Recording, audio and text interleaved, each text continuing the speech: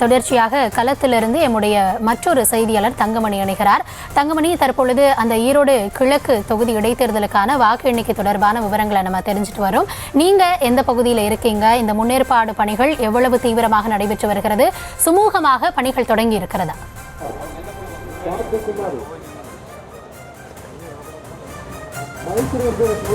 வணக்கம். தற்போது நாம் நின்று கொண்டிருக்கின்ற பகுதி ஈரோடு கிழக்கு சட்டமன்ற தொகுதிக்கான பதிவாகி இருக்கின்ற அந்த வாக்கு எண்ணிக்கை மையத்தின் வெளியில் தான் தற்போது நின்று கொண்டிருக்கிறோம். குறிப்பாக 2026ஆம் ஆண்டு அரசியல் மாற்றப்போகும் ஒரு காரணத்தினால் மட்டுமே தற்போது ஈரோடு கிழக்கு சட்டமன்ற தொகுதியினுடைய இடைத்தேர்தல் என்பது பிப்ரவரி 5ஆம் தேதி நடைபெற்றது. இந்த நிலையில் தற்போது அங்கு பதிவாகி இருக்கின்ற வாக்குகள் என்பது தற்போது இந்த ஈரோடு சித்தோடு பகுதியில் இருக்கின்ற IRTT பொறியியல் கல்லூரியில இன்னும் சற்று நேரத்தில் அந்த வாக்கு எண்ணிக்கை என்பது தொடங்கி இருக்கின்றது.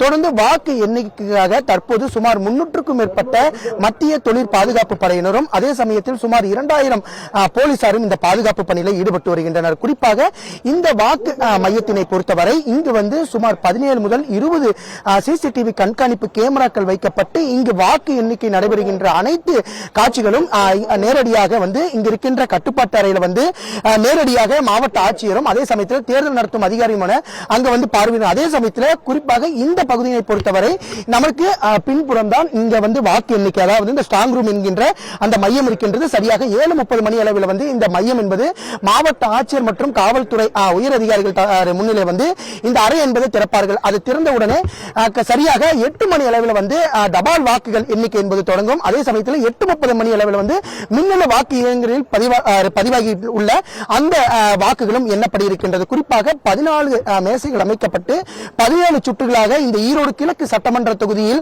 பதிவாகி இருக்கின்ற வாக்குகள் அனைத்தும் எண்ணப்படுகிறது. அதே சமயத்தில் கீழே இருந்து மேலே வரும் அனைத்து வாகனங்களும் காவல்துறையினுடைய பரிசோதனைக்கு உட்பட்ட பிறகு மேலே அனுமதிக்கப்படுகின்றன. அதே சமயத்தில் அரசியல் கட்சி வேட்பாளர்களுடைய அந்த பாக முகவர்களும் உள்ளே தொலைபேசி கொண்டு செல்லக்கூடாது. அதே சமயத்தில் ஸ்மார்ட் வாட்ச் போன்ற மின்னணு இயந்திரங்கள் எதுவுமே இங்க அந்த அறைக்குள் எடுத்து செல்லக்கூடாது என்று தான் தற்போது காவல்துறை சார்பில் விதிக்கப்பட்டிருக்கின்றது.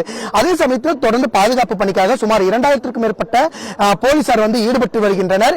இன்னும் சற்று நேரத்தில் இந்த மையத்தில் தான் தற்போது அந்த ஸ்ட்ராங் ரூம் என்கின்ற அந்த ரூம் மாவட்ட ஆட்சித்தலைவரும் அதே சமயத்தில் தேர்தல் நடத்தும் அதிகாரி தலைமையில் இங்க இருக்கின்ற அறைகள் திறக்கப்பட்டு சரியாக 8 மணி அளவில் தபால் வாக்குகள் என்பது எண்ணப்படுகிறது. 8:30 மணி அளவில் மின்னணு வாக்கு இயந்திரத்தில் பதிவாகியுள்ள அந்த மின்னணு வாக்கு இயந்திரத்தினுடைய வாக்குகளும் பதிவாகி இன்னும் சற்று நேரத்தில் தற்போது நம்ம காட்சியில் கூட பார்த்துக் கொண்டிருக்கலாம். தற்போது மாவட்ட ஆட்சித்தலைவர் தேர்தல் நடத்தும் அதிகாரி தற்போது இந்த ஸ்ட்ராங் ரூம் என்கின்ற அந்த அறை இன்னும் தற்போது திறந்து வைக்கப்படுகிறது.